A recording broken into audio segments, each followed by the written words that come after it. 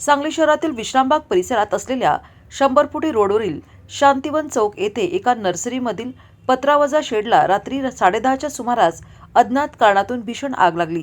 या आगीत विवाहितेचा होरपळून दुर्दैवी मृत्यू झाल्याचे प्राथमिक तपासात समोर आले आहे।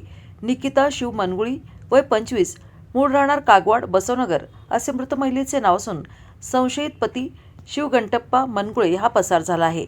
दरम्यान या प्रकरणी काही तर्कवितर्क लावले जात असून पोलिसांचा सखोल तपास सुरू आहे। 100 फुटी रस्त्यावरील कोळी यांच्या मयूर नर्सरीत असणाऱ्या शेडमध्ये दाम्पत्य राहत होते। आगीच्या घटनेनंतर मृत महिलेचा पती घटनास्थळावरून पसार झाल्याचे पोलिसांनी सांगितले।